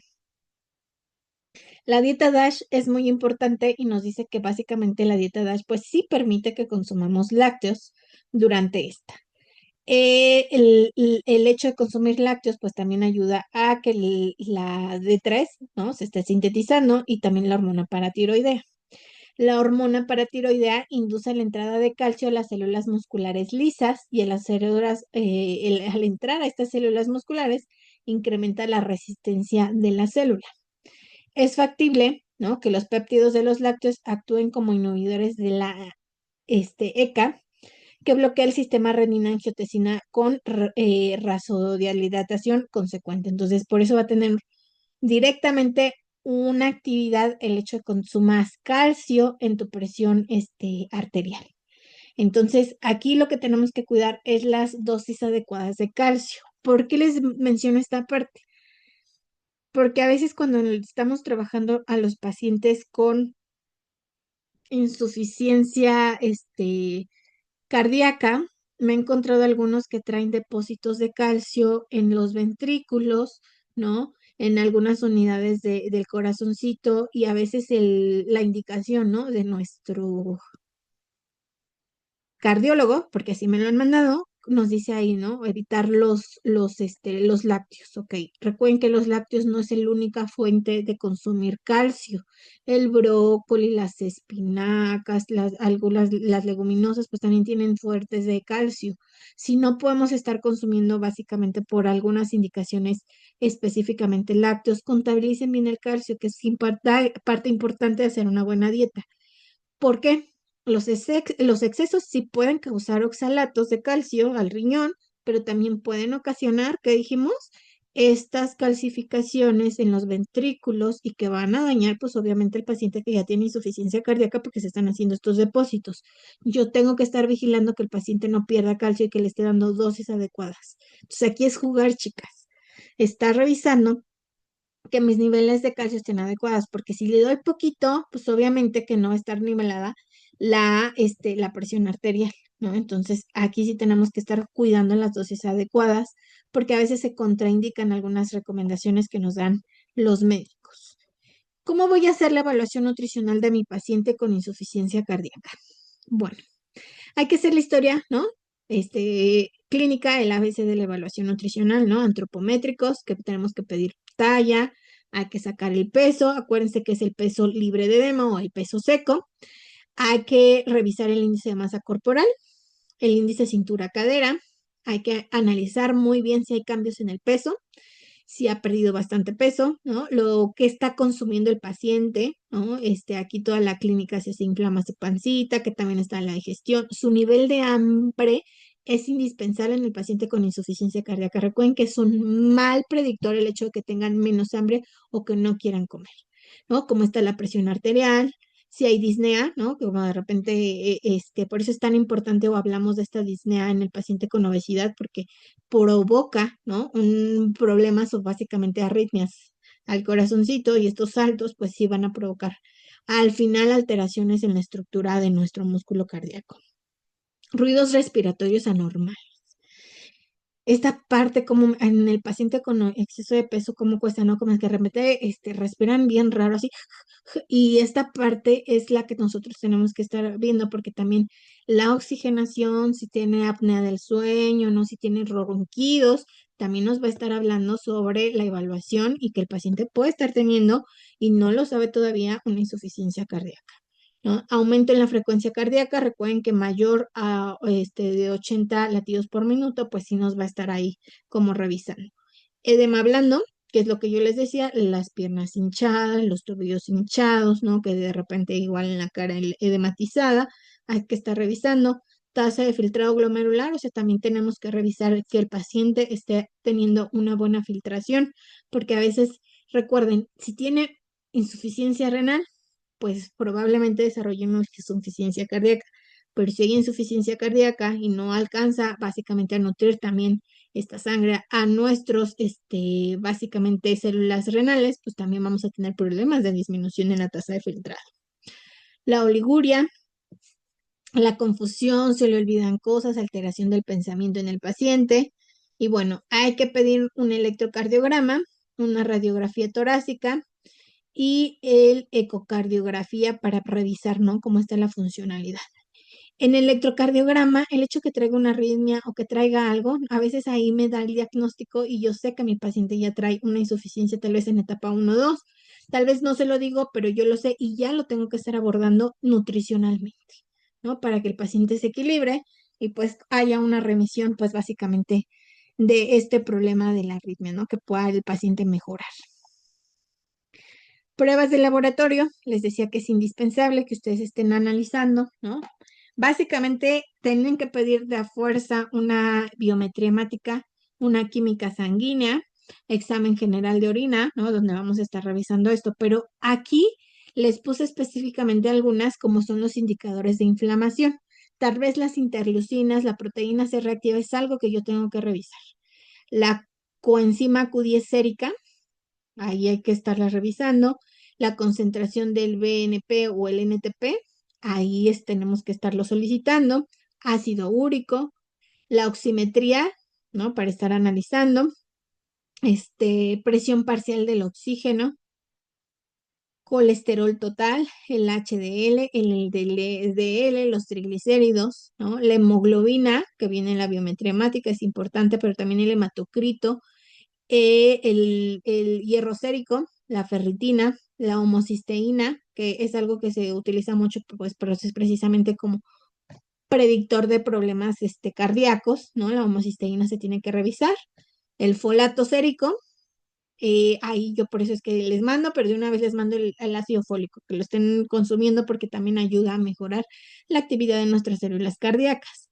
B12 sérica, qué importante. Acuérdense, las vitaminas del grupo B son muy importantes como enzimas y coenzimas en las básicamente funciones de energéticas, ¿no? Entonces hay que estar revisando porque las deficiencias pues van a traer problemas metabólicos. Sodio, potasio, calcio, magnesio, también es importante que lo estamos revisando. Si ustedes piden una química de 27 elementos, sí van a venir ahí. Si no, pueden estar solicitando los electrolitos, que es donde van a venir precisamente estos. Glucosa, el zinc sérico, la fosfatasa alcalina y la albúmina y la transferrina. La fosfatasa alcalina nos va a ayudar sobre todo a revisar, ¿no? También si por ahí trae problemas o alteraciones mi paciente en lo que es la cantidad de o la densidad ósea para ver si no hay una osteopenia, problemas ahí, que de todas maneras vamos a tener calcio, pero vamos a ver, ¿no? Si también no trae problemas, hepáticos, que le decía, algo, vienen como un combo cuando tengo paciente, ¿no? Que trae problemas a veces renales, cardíacos, pero también traen problemas en hígado, ¿no? Que traen hígado graso, ¿no? Que ya trae algunas alteraciones y pues eso también va a ser parte muchas veces de lo que vamos a tener que trabajar con el paciente con insuficiencia cardíaca. Entonces, ¿qué tengo que evaluar a mis pacientes con insuficiencia cardíaca? Van a tener de todo, chicas. Van a tener pacientes con obesidad que traen insuficiencia cardíaca, traen pacientes que van a tener solamente un ligero sobrepeso, pacientes con normopeso, pacientes con bajo peso, pacientes con desnutrición o caquexia, y ahí es donde vamos a tener que estar viendo el abordaje nutricional, porque va a depender mucho de qué tipo de paciente es. Ustedes ya lo vieron, puede que solo el hecho que a mi paciente le falte el aire o mi paciente esté cansado o tenga baja pila, ya me está diciendo que hay una insuficiencia, o sea que no está trabajando bien ese músculo cardíaco y lo vemos comúnmente en la obesidad. Si hay pérdida de peso, si hay esto hay remisión, pero si no, pues va a pasar a las etapas que ya acabamos de revisar. ¿Cómo voy a empezar a trabajar ahí? Bueno, si mi paciente tiene un índice de masa corporal mayor a 30 y está alterado también, ¿no? O trae otras alteraciones metabólicas como diabetes tipo 2 o una resistencia a la insulina, es mi objetivo y parte del tratamiento nutricional a darle una restricción calórica o lo que conocemos como un déficit calórico, al menos de un 20 a un 30% calórico. ¿Cuánto le voy a dar de proteínas? Estos pacientes sí necesitan al menos 1.5 gramos por kilogramo de peso. Los lípidos se tienen que mantener de 0.6 a 0.8 gramos por kilogramo de peso y los hidratos de carbono entre 2 a 3 gramos por kilogramo de peso. Ácidos grasos insaturados menos al 5%. Y aquí el paciente, ¿no? Si se le mantiene la actividad física para aumentar la actividad de la insulina, para ayudar a la activación de la función mitocondrial y mejorar la función cardíaca. A ellos sí le tenemos que estar trabajando. Acuérdense, coenzima Q10, L-carnitina, es importante que lo estén trabajando, selenio, que le estemos dando a nuestro paciente y lo estemos trabajando igual, ¿no? También, tal vez también con tiamina. Todavía no llegamos a la parte, pero pues también la dieta mediterránea y la dieta nos dice uso de omega 3, ¿no? Que también nos va a ayudar a mejorar la parte de los lípidos. No van a tener una participación directamente en lo que sería la función cardíaca, pero sí para que nos ayude a reducir la grasa corporal, para que lo estén revisando. Se dan cuenta aquí las indicaciones son muy específicas en cuanto a los pacientes con insuficiencia cardíaca, ¿de acuerdo a qué? A su índice de masa corporal libre de edema. Acuérdense que sí tenemos que bajar o tenemos que trabajar el peso seco que mencionamos ahí, ¿no? Estarle restando si vemos que trae edema. Si tiene sobrepeso, pues tenemos que estar sobre todo a la dieta mediterránea y tenemos que estar trabajando una dieta hipocalórica. Si se dan cuenta, acá la hipocalórica nos habla, ¿no? Que podemos restarle entre 300 a 500 calorías. Sin embargo, en obesidad, en insuficiencia cardíaca, sí tienen que ser del 20 al 30% calórico. Vamos a hacer un ejercicio muy rápido, chicas, para hablar de esta parte. Si yo veo, ¿no? Por la fórmula de Mifflin, que mi paciente tiene un requerimiento energético de unas 1800 calorías. Aquí va a depender también la fórmula que vamos a utilizar. ¿Cuánto es el 20% de 1800?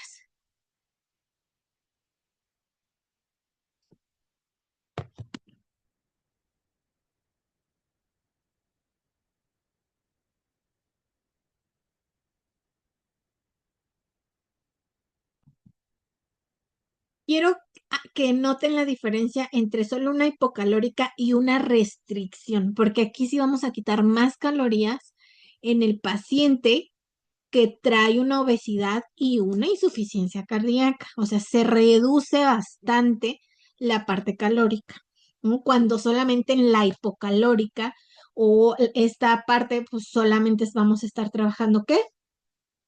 Básicamente de 300 a 500 calorías. Acá se bajan más, ¿sí? De acuerdo a las necesidades que nosotros estamos revisando, pero sí se tienen que disminuir por índice de masa corporal, ¿no? Nos sale aquí específicamente 360, que sería el 20% de 1800. Entonces nos quedaría básicamente nuestro, este,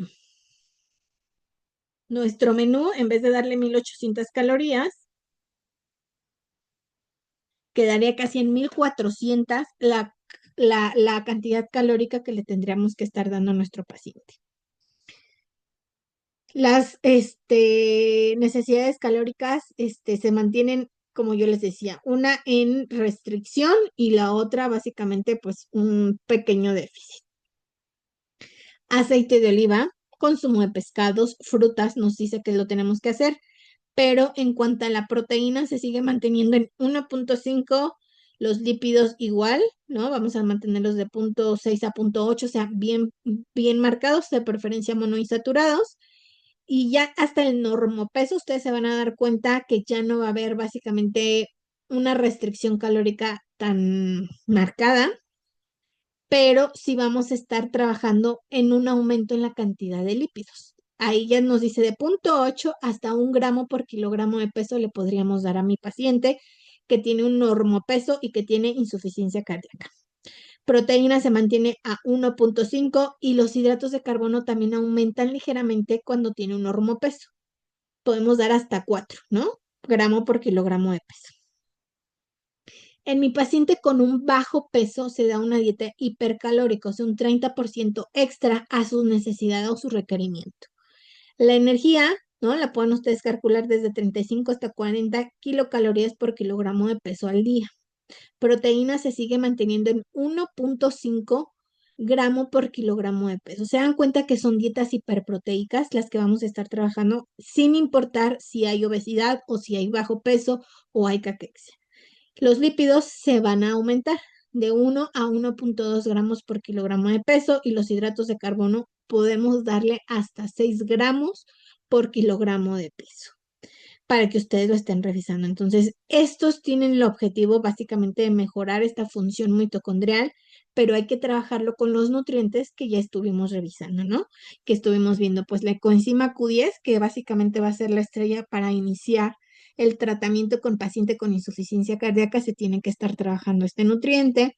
Ya viene la tiamina, ¿no? Ya viene nuestra L-carnitina para estarlo trabajando, así como el selenio, para que ustedes lo estén revisando ahí.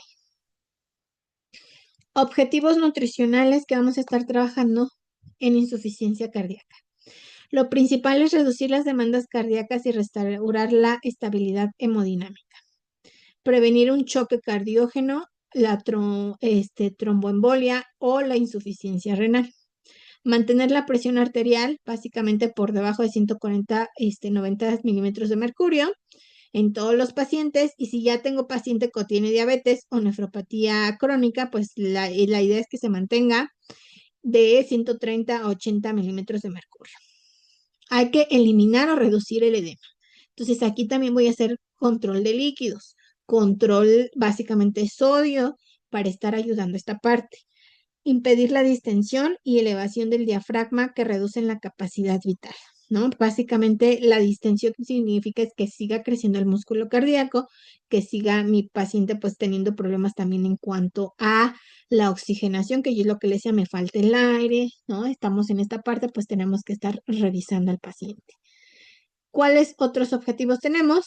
Bueno, estos pacientes recuerden que debemos considerar en primer lugar cómo se encuentra su clasificación de básicamente de su composición corporal.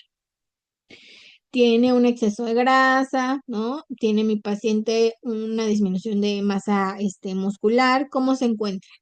Para que ustedes puedan estimar la ingesta calórica. De ahí vamos a depender esta parte del objetivo que ustedes analicen de acuerdo a la evaluación que ustedes hagan para saber cómo van a quedar las calorías, ¿no? Si las podemos subir, si las tenemos que hacer déficit, si tenemos que hacer restricción, etcétera. Hay que alentar el uso de ácidos grasos omega 3. Entonces ahí sí tenemos que estar utilizando omega 3.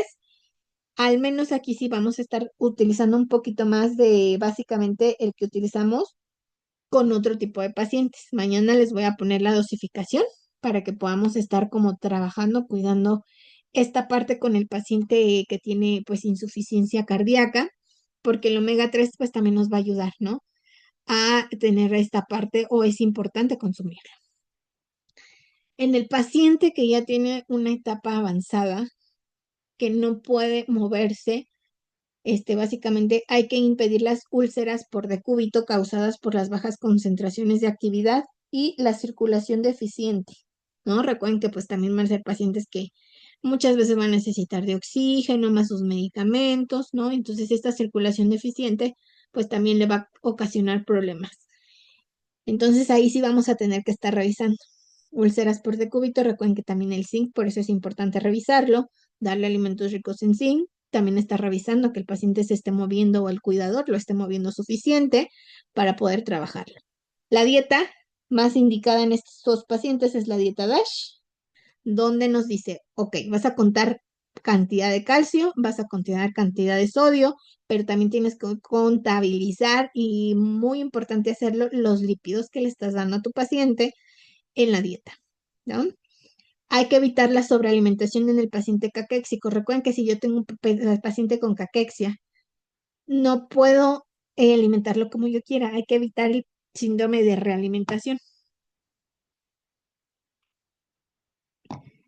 Entonces, con ese tipo de paciente, pues hay que empezar a subir poco a poco las calorías, los nutrientes, para que evitemos el síndrome de realimentación, ¿no? Que es darle mucho alimento cuando él estaba, pues básicamente evitando alimentarse. Mi objetivo es ayudarlo a incrementar básicamente su peso, su masa muscular. Hay que ayudar a subir el índice cintura-cadera para disminuir los requerimientos de oxígeno y las demandas tisulares de nutrimentos. Hay que reponer la masa corporal magra en aquellos pacientes, sobre todo que tengamos caquéxicos, ¿sí? Entonces, nuestros pacientes regularmente por eso es que van a tener estos problemas de oxigenación, pues porque no alcanza la fuerza básicamente de lo que está trabajando nuestro músculo cardíaco a repartir, ¿no? El oxígeno en nuestras células. Por eso es importante que revisen el hematocrito en los pacientes y pues también estén analizando si trae déficit de hierro y todo esto.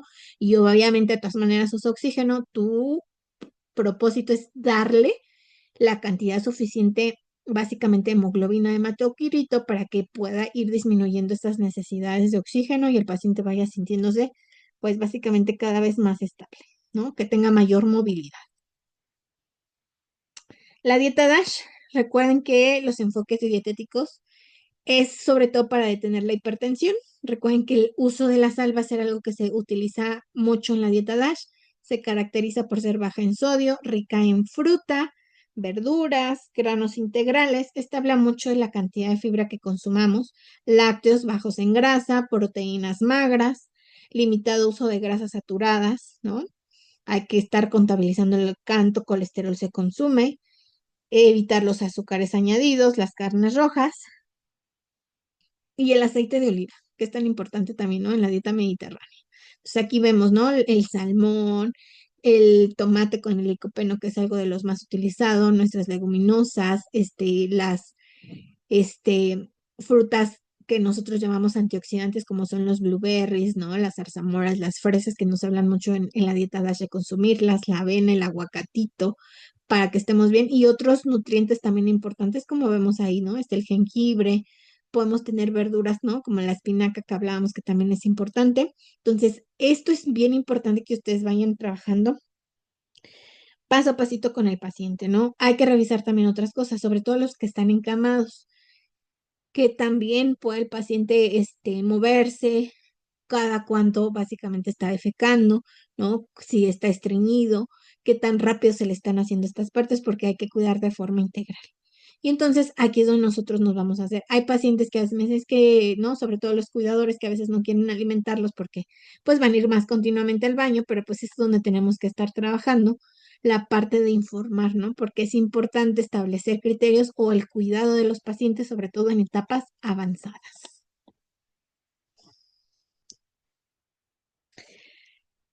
La dieta DASH tiene una descripción. Recuerden que DASH significa Dietary Approaches to Stop Hypertension. Entonces, son los enfoques dietéticos para detener la hipertensión. Aquí básicamente nos habla de con las frutas, las verduras, los lácteos descremados, las carnes bajas en grasa o con una buena calidad de grasa, ayuda a disminuir lo que es la presión arterial. El consumo de sal pues también nos va a ayudar a evitar el edema.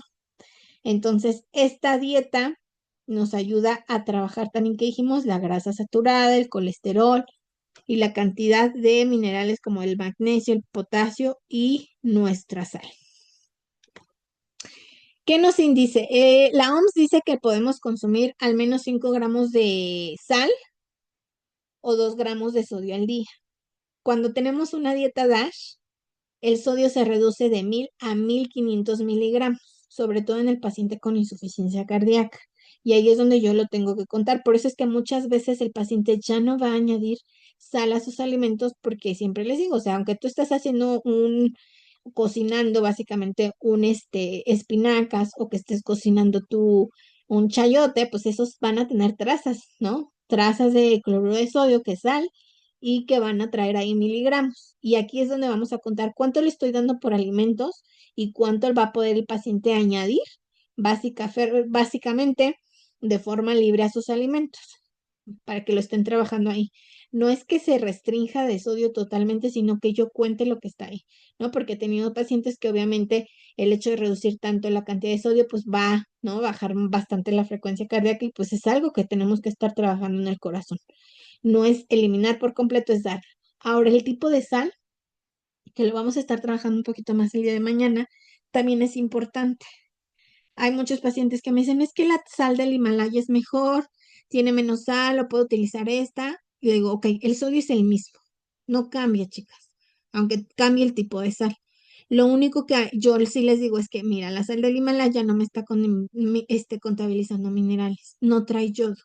Y también es importante que ustedes cuiden la actividad tiroidea y el yodo es importante para la actividad tiroidea, sobre todo si tenemos pacientes pues en riesgo, ¿no? Donde puede estar la hormona tiroidea y paratiroidea pues alterándose precisamente por la patología que ya tienen. Entonces ahí es donde sí tenemos que estar recomendando o tener cuidado. Yo siempre le digo, mándeme el tipo de sal que está utilizando, ¿no? La fotito para que esté revisando porque a veces hay lugares donde no utilizan pues la que es la común, ¿no? Que sí es bien ayudada. Los lípidos los tenemos que contar. Del 25 al 35% del total calórico que tú asignes, sin importar básicamente si tu paciente tiene un bajo peso, un normopeso, un sobrepeso, una obesidad, vienen de grasas. Pero tú tienes que contabilizar que le estés dando. Aquí nos dice la dieta DASH al menos 10%. Recuerden que las guías que vimos o las diapositivas hace un poquito que estábamos viendo las guías, nos dice que máximo un 5%. De preferencia denles la mayoría de grasas monoinsaturadas. Hay que estarle dando una buena cantidad, que sea el mayor porcentaje de el total de lípidos que le estés trabajando a estos pacientes. Porque acuérdense que las grasas pues también van a ser importantes y a esto sumado con la carnitina pues nos va a ayudar a que el corazón vaya obteniendo una buena cantidad de energía durante esta etapa, ¿no? Entonces, para que estemos contabilizando. La dieta DASH es muy importante. Acuérdense que aquí nos está hablando de lípidos de buena calidad. Por lo tanto, pues sí vamos a tener que estar revisando, ¿no? Que mi paciente cocine con aceite de oliva, si está utilizando algún otro tipo de aceite con el cuidador o si le está cocinando, con qué lo va a estar trabajando. Entonces es importante. Aquel paciente que siempre está bajo de energía, aunque tenga bajo peso, hay que estar revisando corazón. ¿Sí? Y sobre todo les voy a mencionar por qué, porque el paciente con bajo peso no tiene hambre, pero que aparte tiene alteraciones gastrointestinales, pues es un paciente que probablemente tenga insuficiencia cardíaca y no lo sepa, ¿no? Para que lo podamos estar trabajando en ese aspecto y estarlo cuidando. Hay, aquí les puse básicamente una figura, ¿no? Donde nos habla, este es de nuestro libro de nutrición, diagnóstico y tratamiento, donde nos habla de la insuficiencia cardíaca, cómo podemos establecer el plan de atención nutricional, ¿no? Entonces tiene que tener la fecha, el nombre del paciente, los objetivos. Tú tienes que marcar los objetivos para ponerlos en expediente o trabajarlos tú, ¿no? Es mantener o mejorar el estado nutricional en cuanto tiempo deseado. Vas a tener que ingerir comida sin experimentar disnea en tanto tiempo deseado.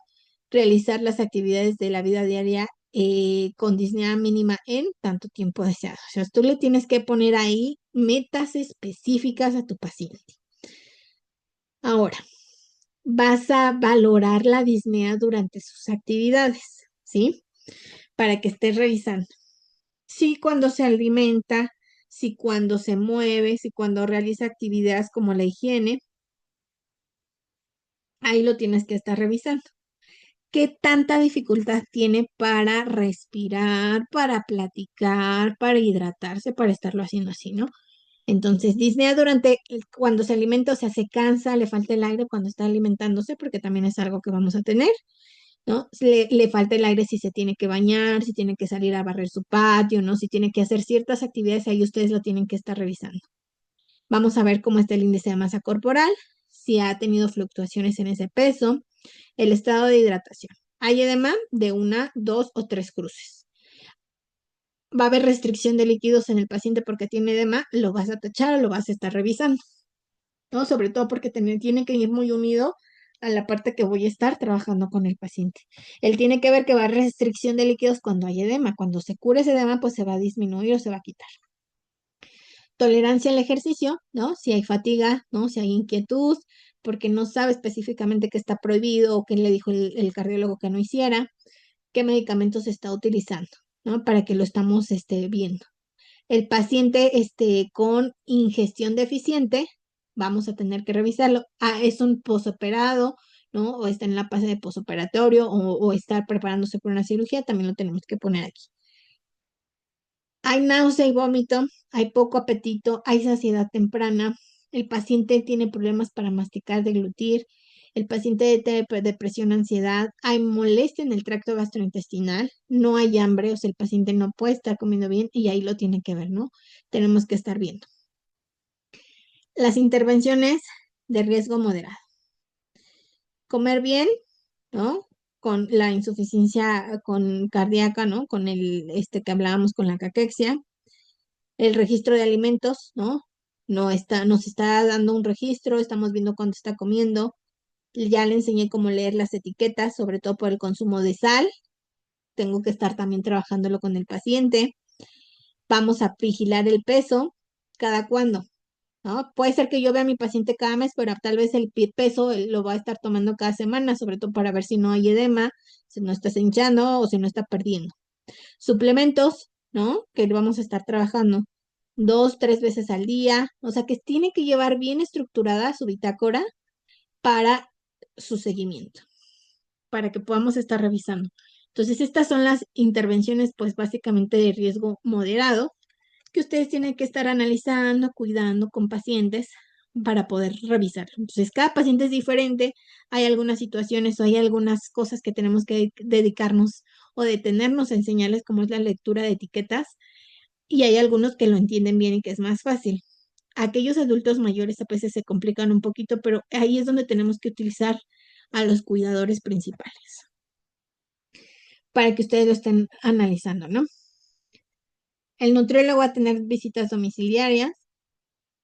Vamos a ver los ingresos y los egresos, básicamente de orina, ¿no? Que tenemos que estar viendo ahí cuando toma, cuando orina, multivitamínico, los suplementos, para estar revisando eso y la fecha y el firmado de quién se va a comprometer a revisar esta parte.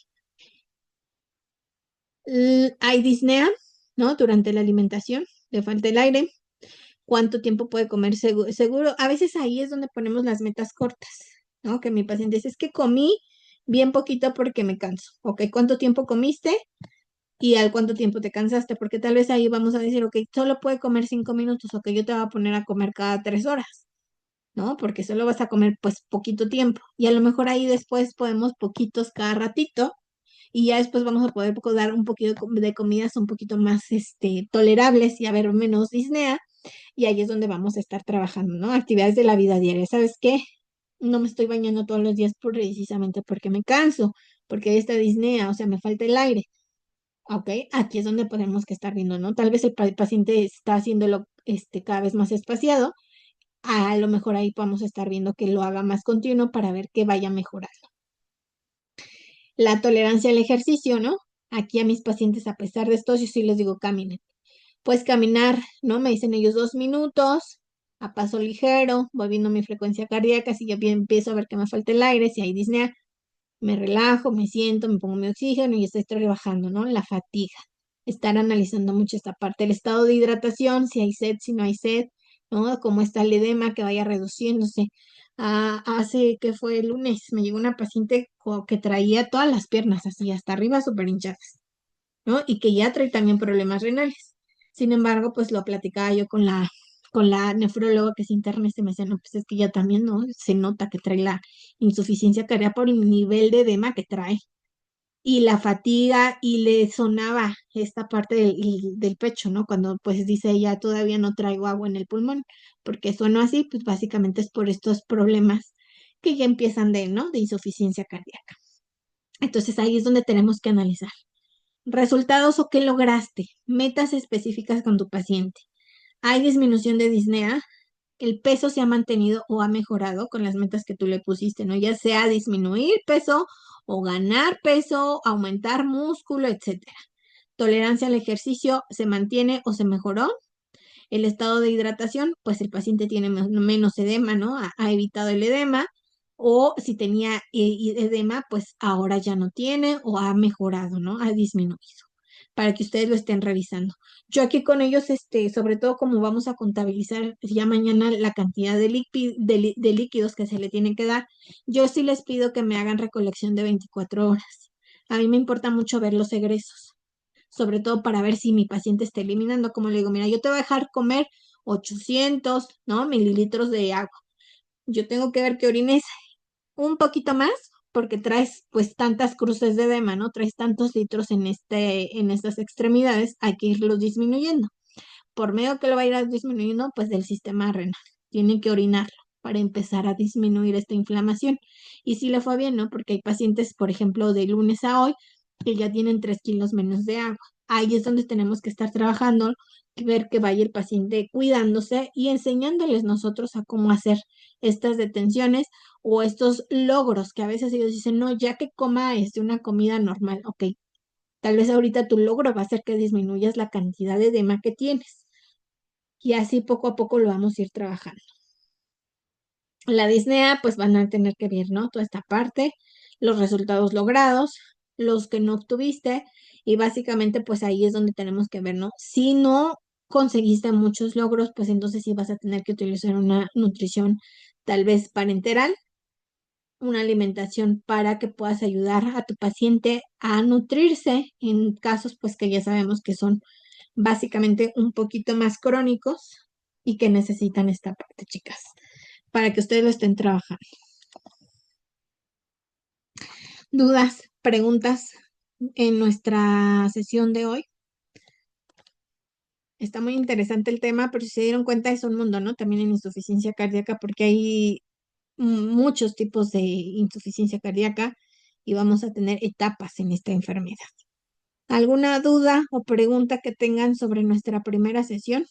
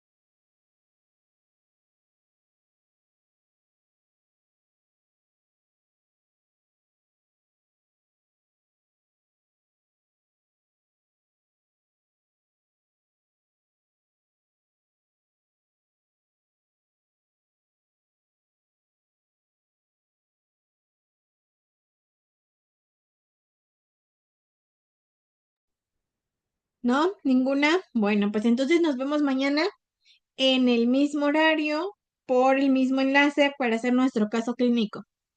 Ya de ahí, si tú estás viendo la sesión grabada y tienes dudas, pues mándame mensajito. Entonces, chicas, nos vemos el día de mañana.